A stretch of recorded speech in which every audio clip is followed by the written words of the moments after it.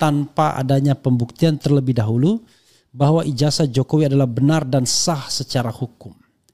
Seseorang hanya dapat dinyatakan melakukan pencemaran dan fitnah terkait ijazah palsu setelah terlebih dahulu dibuktikan bahwa ijazah saudara Joko Widodo adalah asli, ujar Petrus dalam keterangannya.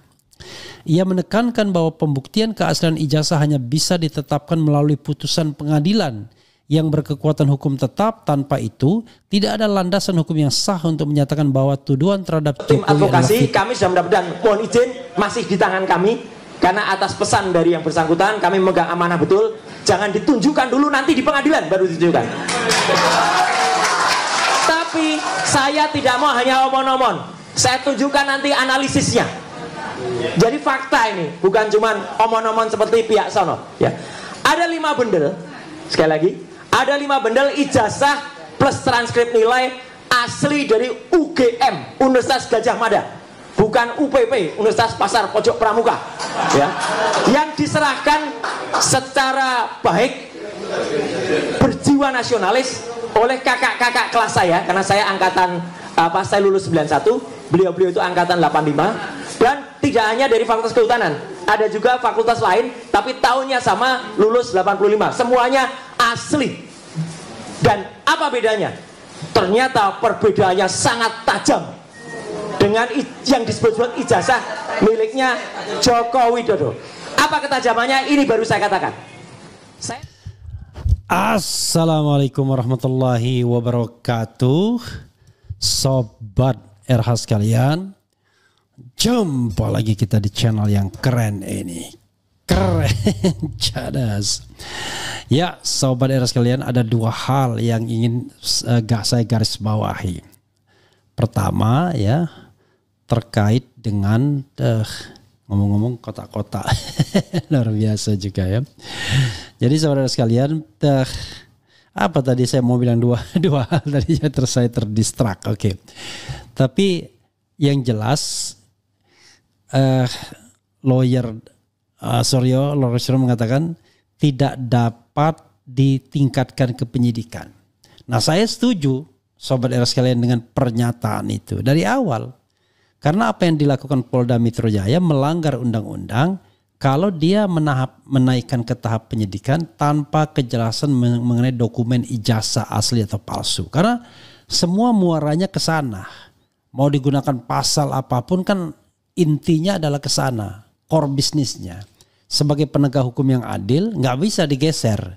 Jangan menggeser kasus. Kasusnya itu adalah kasus tentang dugaan ijazah palsu. Karena itu kasus main case-nya, kasus yang utamanya. Jangan digeser ke tempat-tempat lain.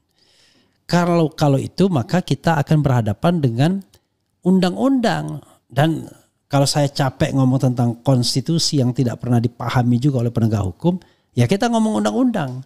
Lucu. Undang-undang itu jauh lebih dipatuhi dibandingkan konstitusi. Padahal konstitusi di atas undang-undang. Tapi oke lah, kita ngomong undang-undang. Sebelumnya saya mau baca dulu ya. Nanti tampilkan pasal 10 Undang-Undang Perlindungan Saksi dan Korban. Pasal 10 Undang-Undang Perlindungan Saksi dan Korban, bikin yang bagus ya. Jadi sobat sekalian, ini tim advokasi mengatakan kasus dugaan ijazah palsu Jokowi tak bisa naik penyidikan tanpa bukti ijazah asli. Oke, coba kita bacakan. Jakarta1.com, tim advokasi anti kriminalisasi akademisi dan aktivis menilai pengumuman Polda Metro Jaya terkait peningkatan status laporan dugaan pencemaran nama baik dan fitnah ijazah palsu mantan Presiden Joko Widodo Jokowi ke tahap penyidikan sebagai langkah prematur dan tidak berdasar hukum. Nah, ini yang dinamakan dengan kriminalisasi. Ya, tidak berdasar hukum. Bahkan menentang, melanggar hukum. Pernyataan itu disampaikan menyusul konferensi pers Kabid Humas Polda Metro Jaya, Kombes Polisi Ade Arisam Indradi pada Kamis yang mengumumkan bahwa laporan Jokowi atas sejumlah pihak termasuk Roy Suryo, Rismon Sianipar, Rizal Fadila dan Kurniatri Royani telah dinaikkan dari penyelidikan ke penyidikan. Oke. Koordinator litigasi tim advokasi anti kriminalisasi akademisi dan aktivis Petrus Celestinus menegaskan bahwa peningkatan status perkara tersebut tidak dapat dilakukan tanpa adanya pembuktian terlebih dahulu bahwa ijazah Jokowi adalah benar dan sah secara hukum. Seseorang hanya dapat dinyatakan melakukan pencemaran dan fitnah terkait ijazah palsu setelah terlebih dahulu dibuktikan bahwa ijazah saudara Joko Widodo adalah asli, ujar Petrus dalam keterangannya. Ia menekankan bahwa pembuktian keaslian ijazah hanya bisa ditetapkan melalui putusan pengadilan yang berkekuatan hukum tetap. Tanpa itu, tidak ada landasan hukum yang sah untuk menyatakan bahwa tuduhan terhadap Jokowi adalah fitnah atau pencemaran nama baik. Menurut Petrus, dalam laporan yang diajukan ke Polda Metro Jaya, Jokowi hanya menyertakan salinan fotokopi ijazah, bukan dokumen asli. Hal ini pun dibenarkan oleh pihak kepolisian.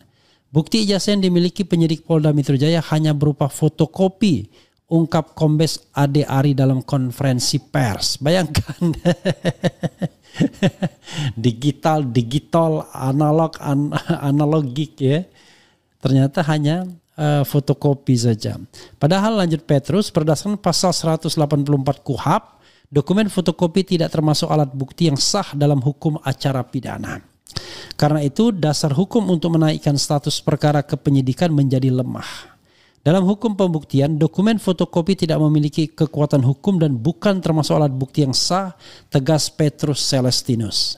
Tim advokasi mendesak aparat penegak hukum agar tidak gegabah dalam menangani kasus yang sangat sensitif dan menyangkut hak asasi warga negara dalam menyuarakan pendapat serta mempertanyakan keabsahan dokumen publik. Ya. Jadi saya ini orang yang paling tidak suka ini lapor ya kan. Oke. Pertanyaannya, kenapa tidak sah? Banyak hal. Banyak pasal yang bisa kita kutip. Nah, salah satunya adalah yang sering disampaikan oleh Al-Katiri adalah pasal 10 Undang-Undang Perlindungan Saksi dan Korban. Jadi perlindungan saksi dan korban itu adalah Undang-Undang nomor 31 tahun 2014 tentang perlindungan saksi dan korban. Bunyi pasalnya, bunyi pasalnya. Pasal 10, saksi, korban dan pelapor tidak dapat dituntut secara hukum baik pidana maupun perdata atas laporan kesaksian yang akan sedang atau telah diberikannya. 2. Seorang saksi yang juga tersangka dalam kasus yang sama tidak dapat dibebaskan dari tuntutan pidana apabila ia ternyata terbukti secara sah dan meyakinkan bersalah, tetapi kesaksiannya dapat dijadikan pertimbangan hakim dalam meringankan pidana yang akan dijatuhkan. Ya.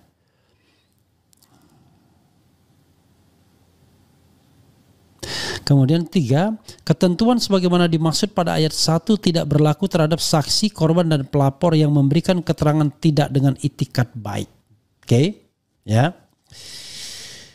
Jadi saudara sekalian, jelas Roy Suryo adalah saksi.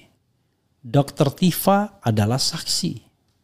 Kemudian siapa lagi? Rizal Fadila adalah pelapor. Kurnia Triroyani bahkan advokat, dilindungi oleh undang-undang advokat. Egy Sujana advokat, dilindungi oleh undang-undang advokat dan juga pelapor. Dr. Tifa juga saksi. Jadi di sini dikatakan baik saksi, korban maupun pelapor. Jangankan laporan yang sudah, yang akan saja itu tidak bisa dikenakan. Karena Dr. Tifa jelas akan menjadi saksi, akan menjadi ahli. Demikian juga Roy Suryo dan lain sebagainya. Ya. Jadi kalau kita lihat ya, saksi, korban dan pelapor tidak dapat dituntut secara hukum baik pidana maupun perdata atas laporan kesaksian yang akan, sedang atau telah diberikannya. Baik kan? Yang akan, sedang atau telah diberikannya. Gak bisa. Jadi masalahnya adalah sekarang adalah era digital. Orang memang mereka menyampaikan tidak hanya kepada pihak kepolisian, tetapi menyampaikannya di ruang publik berdasarkan hal-hal lain soal transparansi, hak pasal 28F. Jadi pasal 28F itu jauh lebih tinggi lagi kedudukannya mengenai bahwa yang namanya hak untuk mendapatkan informasi adalah hak asasi manusia. Ya, jadi itu adalah, jadi pasal 28F UUD 45 adalah setiap orang berhak untuk berkomunikasi dan memperoleh informasi untuk mengembangkan pribadi dan lingkungan sosialnya, serta berhak untuk mencari, memperoleh, memiliki, menyimpan, mengolah, dan menyampaikan informasi. Mencari, memperoleh, memiliki, menyimpan, mengolah, dan menyampaikan informasi dengan menggunakan segala jenis saluran tersedia. Jadi tidak hanya ke pihak penegak hukum, tapi dengan segala saluran yang tersedia, termasuk media-media sosial. Ini lalu undang-undang tentang keterbukaan informasi publik itu mengatakan bahwa yang namanya dokumen yang digunakan untuk jabatan publik itu bukan lagi pengecualian, bukan lagi dokumen yang sifatnya private atau pribadi. Jadi sobat era sekalian, dari sini maka sesungguhnya apa yang dilakukan oleh Polda Metro Jaya itu bisa dikatakan melanggar undang-undang. Termasuk pasal-pasal titipan yang sesungguhnya masih terkait dengan ijazah. Yaitu pasal berapa? Pasal 32 Undang-Undang ITE, pasal 35 Undang-Undang ITE, pasal 27A Undang-Undang ITE, pasal 160 KUHP, pasal 28 ayat 2 Undang-Undang ITE, pasal 28 ayat 3 Undang-Undang ITE. Dan keberadaan Undang-Undang ITE itu sendiri itu untuk melindungi yang namanya transaksi elektronik, melindungi konsumen dari kemungkinan penipuan dengan menggunakan transaksi elektronik. Tapi kemudian dijadikan alat untuk membungkam kritisisme dari masyarakat. Ini saja sudah tidak kompatibel. Jadi saudara sekalian, terlalu gegabah menurut saya Polda Metro Jaya meningkatkan status ini. Karena kalau status ditingkatkan, ya kan? Kalau status ditingkatkan, maka sudah akan ada tersangkanya. Bagaimana mungkin? Penersangkaan itu akan melanggar undang-undang. Memang kalau yang melanggar undang-undang itu Erick Thohir, karena dia dianggap tidak paham undang-undang, maka dia kemudian dengan santainya memberikan jabatan rangkap kepada orang-orang yang sudah menduduki jabatan-jabatan tertentu di pemerintahan, termasuk wakil menteri. Anggap saja tidak paham undang-undang, walaupun berkali-kali dikatakan tidak bisa rangkap jabatan berdasarkan undang-undang yang namanya pelayanan publik, pasal 17. Tapi tetap saja mengatakan tidak bertentangan. Kan dia bilang begitu, itu satu. Yang kedua, sekali lagi, kalau polisi dikatakan bahwa tidak mengerti undang-undang, ya aneh sekali. Sudah berkali-kali kan disampaikan mengenai eksistensi dari pasal 10 ini. Yaitu tidak bisa, harus dilindungi. Ya bahkan dikatakan ya harus diselesaikan dulu, ya kan? Jadi tidak bisa kemudian dimainkan begitu saja. Kasus yang terkait dengan pidana pokoknya ini harus diselesaikan dulu. Baru kemudian pidana-pidana yang terkait dengan pidana pokoknya ini, yaitu asli atau tidaknya dokumen. Jadi sobat era sekalian, sekali lagi saya setuju dengan apa yang disampaikan oleh pengacara dari Roy Suryo dan kawan-kawan ini. Jadi bukan karena subjektivitas, tapi secara objektif memang begitu. Kita tidak bisa mengatakan lain. Kan dari dulu selalu permasalahannya adalah ketika ada hal-hal yang bersifat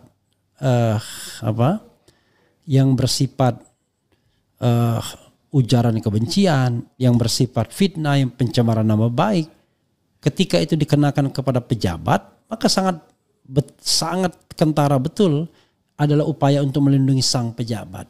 Itu yang terasa tidak fair jadinya, sobat era sekalian. Ya, itu yang kemudian menjadi sangat tidak fair.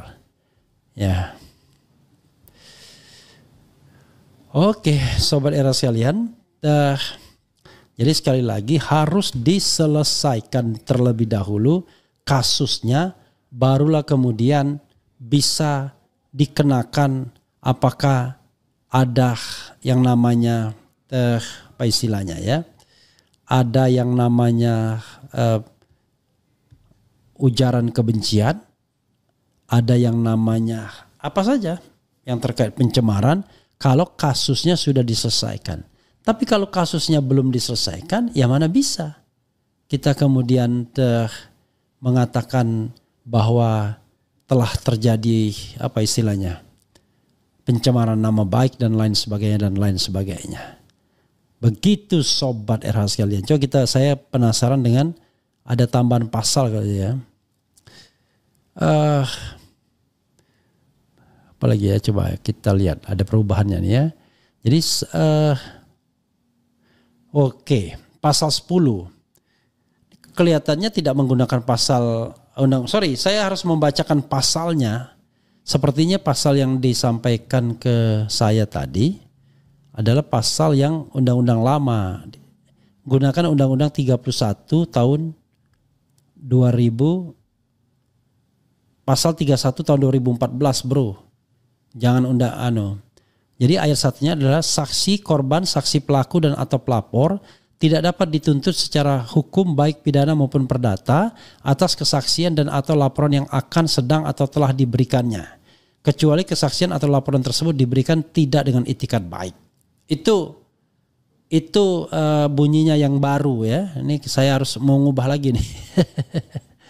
Jadi undang-undangnya berbeda. Jadi ketentuan pasal 10 diubah sehingga berbunyi sebagai berikut. Jadi ada perubahan dengan undang-undang baru yang mengubah bunyi pasalnya ya. Oke. Ini ada perubahan dan ini perubahannya signifikan sobat era sekalian ya. Ini harus ini kan tadi kutipan yang diberikan staf saya keliru itu. Oke. Ya, jadi yang benar itu adalah ini pasal 10-nya. Yang benar adalah gini.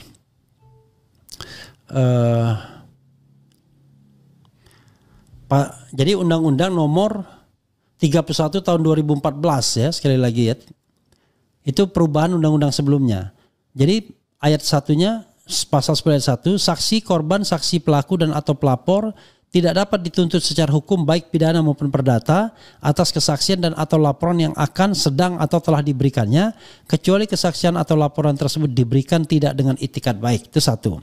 Ayat 2-nya, dalam hal terdapat tuntutan hukum terhadap saksi, korban, saksi pelaku dan atau pelapor atas kesaksian dan atau laporan yang akan, sedang atau telah diberikan tuntutan hukum tersebut yang telah diberikan, tuntutan hukum tersebut wajib ditunda hingga kasus dia laporkan atau dia berikan kesaksiannya telah diputus oleh pengadilan dan memperoleh kekuatan hukum tetap. Jadi jelas saudara sekalian. Ya, sangat jelas berdasarkan Undang-Undang nomor 31 tahun 2014 ya. Tadi tolong diperbaiki. Jadi pasal 10 Undang-Undang ini ya, yang benar ini. Jadi saudara sekalian, sekali lagi berdasarkan undang-undang ini ya, sekali lagi Undang-Undang 31 2014 pasal 10, maka kalau ada tuntutan seperti ini, diselesaikan dulu kasus ijazah aslinya. Udah jelas. Gimana coba? Anda nggak bisa misalnya apa istilahnya? Oh, ini harus ke lembaga perlindungan saksi dan korban itu sesungguhnya, ya. Oke, saudara sekalian, ini menarik, ya. Walaupun kadang-kadang pejabat publik sekarang ini banyak yang sontoloyo. Komnas HAM bukan melindungi bukan melindungi hak asasi warga negara, tapi berasik masuk dengan penegak hukum misalnya. Kemudian Kompolnas bukannya mengawasi kepolisian, itu malah mengendorse kepolisian. Kemudian apa lagi? Nah, kita lihat lembaga perlindungan saksi dan korban. Begitu ya, sobat era sekalian. Itu sobat era sekalian yang harus kita pahami ya, yang harus kita pahami. Coba kita bacakan komentar sobat RH sekalian terkait dengan hal ini.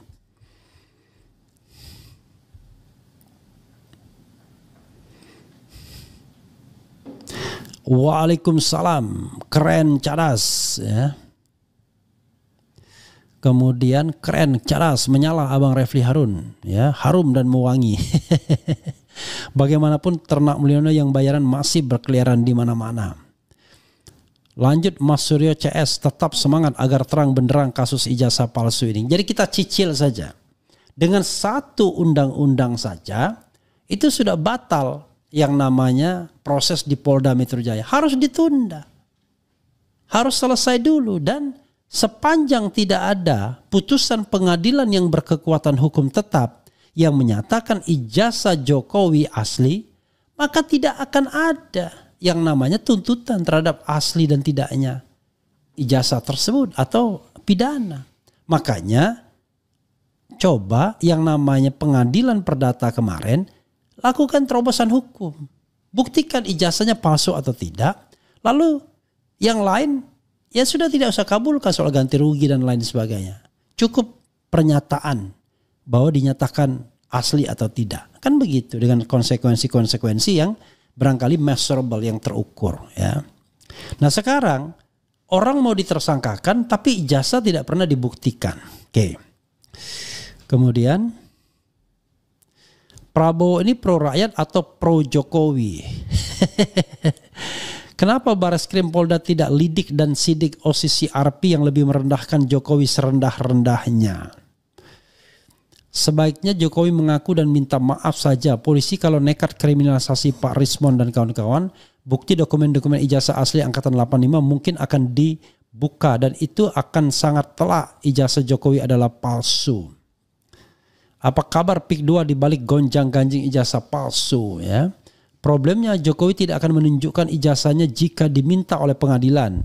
Dan pengadilan di negeri ini mengatakan tidak berwenang untuk menindaklanjuti gugatan ijazah palsu Jokowi. Kacau dah. Yang menghasut itu termul, pernyataan identik dihasut jadi asli. UGM meyakini dihasut jadi asli. Menegakkan hukum era Jokowi emang masih kental banget. Hati-hati sama Jokowi, sebentar lagi dia bakal kabur. Apa maksudnya ini? Kalau hanya fotokopi yang dimiliki polisi berarti Kompolnas pembohong juga. Penerapan hukum di Indonesia jadi rusak hanya karena seseorang yang keras kepala yang kelakuannya bohong gak ada henti. Ya saya tidak habis pikir ya, orang seperti Arianto Sutadi itu emang dia tidak melihat tuh fenomena Kasmujo yang jelas-jelas telak berbohong Jokowinya. Malah yang dibilang bohong Rosuryo. Kita bingung jadinya. Kalau saya jadi Jokowi sih bakal mengaku saja ijazah palsu dan minta maaf. Lalu tumbalkan Dian Sandi dan KPU. Soalnya nggak bisa dipungkiri lagi ijazah Anda semua sudah tahu kepalsuannya. Jika Polri menggunakan nalar manusia maka kasus ijazah palsu Jokowi diselesaikan dulu. Kan negara ini milik Jokowi dan parcok pegawainya Jokowi dan digaji Jokowi. Jadi suka-suka mereka dong. Hehehe kacau. Nggak setuju pindah aja lah kau, kata Opung Luhut. Ya, Opung Lutut. Yang menimbulkan keresahan dan kekacauan itu adalah Jokowi ya. Tempat kumpulnya barisan sakit, ada yang sakit hati karena jagoannya kalah pilpres, sakit hati karena ormasnya dibubarin, sakit hati karena dipecat. Aduh ampun dah. Jokowi memaksa pendumas untuk jadi tersangka. Kalau kata RG, Jokowi umpankan ijazahnya untuk perkarakan orang. Ijazah Jokowi lebih sensitif daripada korupsi padahal kerugian negara gede banget. Yang jelas bagi Jokowi dan ternak-ternaknya semua yang menyangkut ijazahnya palsunya Jokowi wajib dipenjara. Tempat melihat bukti-bukti otentik yang ada itu pokok utama. Saya emak usia 65 ya. Tapi saya yakin ijazah Jokowi palsu. Bukan ijazahnya diselesaikan, malah mau bikin tersangka orang-orang. Aneh bin ajaib Bang RH. Ya, bayangkan. Jadi dasarnya apa menersangkakan orang? Kan pasalnya jadi ngarang, dikarang-karang jadinya. Kita kan harusnya yang jelas, jangan dikarang-karang. Kalau main karang-karangan ya kita jadi karangan bebas jadinya ya. Parcok juga manusia biasa, bukan malaikat. Bayar. Bagaimana bisa segegabah itu? Dari dulu sampai sekarang jurusan teknologi kayu tak ada di UGM. Bagaimana mungkin ijazahnya asli? Itu juga ada kebohongan juga. Oke lah, itu nggak, anggap saja dia bukan kebohongan tapi keselio lidah. Yang jelas Kasmujo itu bohong sekali. Masa Anda, coba saya jadi penasaran, keluarkan lagi Kasmujo biar orang tahu, pada ingat bahwa ada Kasmujo. Kemudian ada pengakuan Jokowi sendiri bahwa Kasmujo bukan dosen pembimbing skripsinya. Nggak mungkin orang lupa dengan dosen pembimbing skripsi. Jadi kalau introduksinya saya ingat betul, ya benar pastinya. Nanti kasih kode kalau sudah ya. Apa lagi? Bang, nggak ikut ke pengadilan menyaksikan langsung sidang Pak Tom. Belum putusan ya, nanti pas putusan saja ya, pas putusan. Susah menegakkan hukum karena hukum masih memihak penguasa. Kemudian Parcok seperti pengennya hanya pidana ke pidana lagi. Jika itu dilakukan oleh sesama mereka, upaya penyelamatan luar biasa sekali. Ya, itu yang dilakukan terhadap Sambo ya. Kemudian, yang tidak sakit hati melihat kondisi seperti ini hanyalah penjilat dan pengkhianat. Kalau benar Jokowi Mulyono punya ijazah dan asli, perlihatkan aja ijazahnya dan gak usah pakai pengacara segala. Kasmujo bakal dituduh. Kemudian Jokowi nggak punya ijazah, kalaupun ada pasti 1000% pasti palsu. Kalau ijazah Jokowi terbukti asli, saya siap dihukum mati. Luar biasa nih orang. Bang, apa lagi ya? Kalaupun emang asli foto ijazah Jokowi, berarti developers aplikasi yang harus dituntut. Kenapa sampai bisa menghasilkan hasil not match pada saat ada yang membandingkan foto Jokowi di ijazah dengan foto Jokowi real?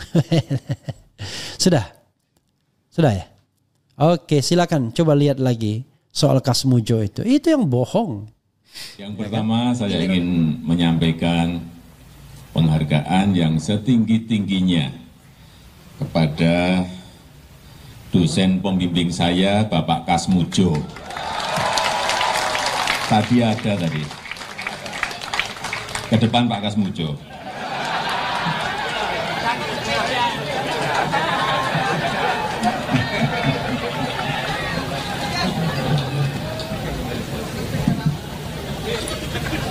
Beliau itu dulu waktu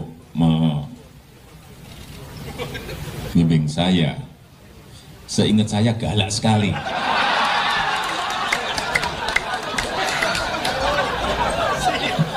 Galak sekali, saya masih ingat galak sekali. Tapi sekarang saya melihat beliau sangat bijak sekali. Sudah berubah. Ya enggak, saya enggak tahu yang berubah saya atau yang berubah Pak Kasmujo. Tapi sekali lagi Pak Kasmujo, saya mengaturkan banyak terima kasih karena bimbingan Bapak di jurusan teknologi kayu, saya bisa menyelesaikan skripsi saya, meskipun saya lupa juga bolak-baliknya berapa kali. Karena begitu maju dibentak balik, begitu maju dibentak kok galak sekali. Tapi sekarang alhamdulillah saya kira atas bimbingan Pak Kasmujo, ya dulu cita-cita saya kira sama banyak rekan-rekan saya, pengennya jadi pegawai perhutani. Tapi saya juga daftar saat itu, saya daftar. Ya memang bukan pembimbing skripsi, Pak Kasmujo memang bukan pembimbing skripsi. Pembimbing skripsi saya itu adalah Profesor Dr. Insinyur Ahmad Sumitro. Nah, kalau Pak Kasmujo sendiri sebagai apa? Ya pembimbing akademis. Tapi sekali lagi. Oh Pak Kasmujo Pak, permisi Pak. Iya Pak, bentar Pak ya. Kenalkan Pak, saya Rismon Sianipar Pak. Rismon Sianipar Pak. Oh iya Pak, sehat-sehat Pak ya. Bapak bisa kami bertamu sebentar Pak? Tidak bisa. Oh, karena tidak nanti semua urusan tidak boleh di rumah, tidak harus di fakultas atau di ya. Oh, jadi enggak bertanya-tanya biasa-biasa saja Pak? Enggak bisa. Tidak Oh. Oh, Maaf ya. sebentar aja Pak. Anda bisa. Karena sudah diatur ya. Oh, harus ke fakultas Pak ya? Ya. Tentang ini loh Pak, pembimbing skripsi itu Pak, yang Oh, iya, Bapak Pak, iya. yang Pembimbing skripsi umurnya harus di atas 50. harus di atas 50. Bukan Pak, yang tahun 2017 kan Bapak tampil di TV bersama Pak Jokowi. Bapak kan di situ Pak Jokowi mengatakan Pak Jokowi bolak-balik bimbingan skripsi. Bapak itu kan yang salah. Iya Pak. Salah itu. Iya Pak, bentar lah Pak. Biar ini untuk negara Pak. Saya baru 3B sudah bisa bimbing. Bapak saat itu berarti bukan pembimbing skripsi. Jelas bukan. Bukan pembimbing akademik. Bukan. Pembimbing akademik pun bukan Pak. Oh bentar lah Pak. Maaf Pak. Maaf. Nggak bisa ya.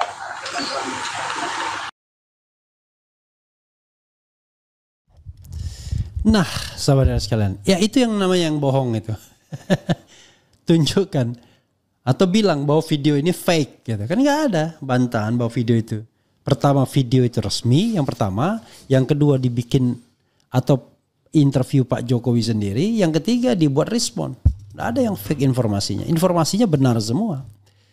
Tetapi berbeda-beda. Satu mengatakan Pak Kasmujo pembimbing skripsi, kemudian dibantah 2025 mengatakan pembimbing akademik.